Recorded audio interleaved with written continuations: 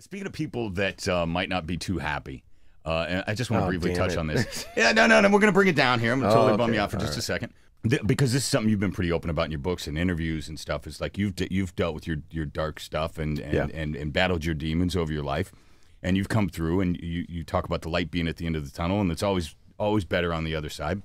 What do you say to people, with the Chester Bennington thing and the Chris Cornell thing? It's just like I can't even fathom looking from the outside in what they must have been going through to go that far. And it's a shame. Yeah, I mean, and I knew Chris, but I was friends with Chester. Right. Like we kind of came up together. Yeah. We both kind of came up at the same time. We both had incredible success. In the last couple of years, we actually got really close, man. Yeah. Did some gigs together. Did some cool Kings of Chaos stuff together, man. Yeah. We really hit it off. That's when he played me the stuff for this new album, Right. One More Light. Yeah. And he was so stoked about it, and I was very encouraging. I was like, man, yeah, absolutely. Try something, And when he got that blowback, I was the first one to be like, no, keep going, just settle down, but do what you want to do, right. Like the fans will be there, it takes a second. And we really were talking, and I had just talked to him a couple weeks ago. So this came out of nowhere for me. Like it really, and it's hit. I know it's hit his family, the band. Like it's insane, and I know how that feels. So unexpected, so out of left field, like with Chris Cornell, and then following that, it was like, really, what is going on here, man? It's like we're actually talking to a bunch of people. And we're trying to get a pretty unified message out there that if you're feeling that.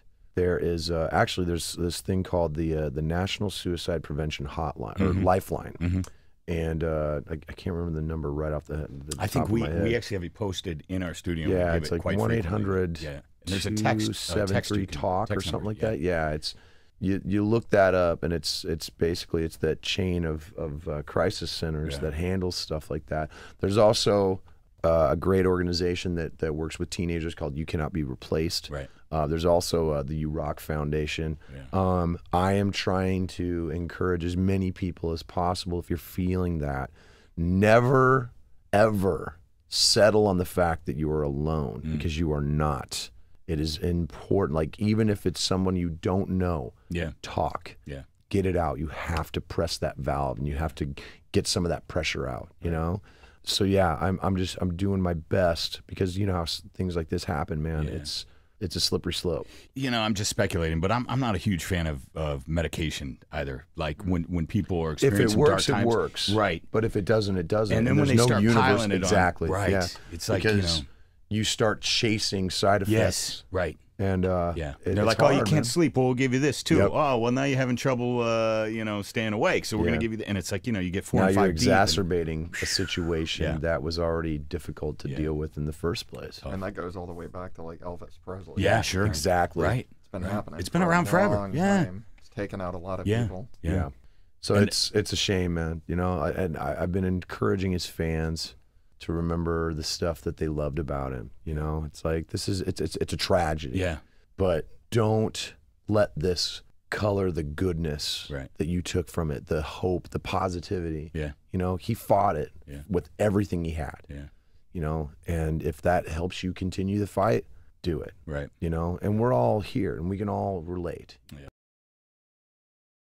And his death affected me in a way. I've known Chester for many years, and it was so crushing, because this is such a sweet person, a sweet soul, and you have to stand back, and you're the one who takes stock in all of this stuff. It was, I was just as blindsided as everybody was. And I mean, I'd just spoken to him like a few weeks before, and how did he sound? He sounded fine. He sounded great, like, that's what I miss, is the fact that I'm not going to be able to hang out with him. I'm not going to be able to make music with him again. I'm not going to be able to share the stage, and with what a talent, But I started kind of doing it after Chris died. Yeah. And when Chester died, I was like, that's it. I've really been devoting a lot of time an effort into promoting a lot of the suicide prevention centers. Yeah. The Lifeline is what it's called. It's like it's a national consortium of all the local suicide hotlines. Exactly.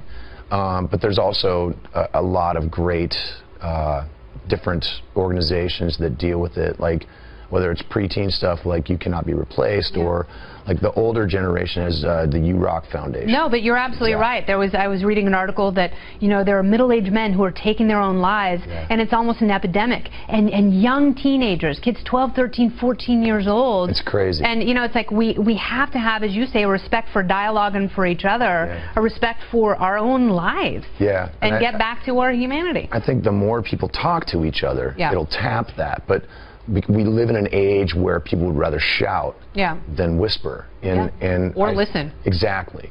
And the difference is you don't hear anybody when you're screaming. You listen when they're talking. So I'm so glad you came by to talk. Corey Taylor, come back anytime. I will absolutely come back anytime. And good luck on the tour. Thank you very much. Jones Hour. Check it out.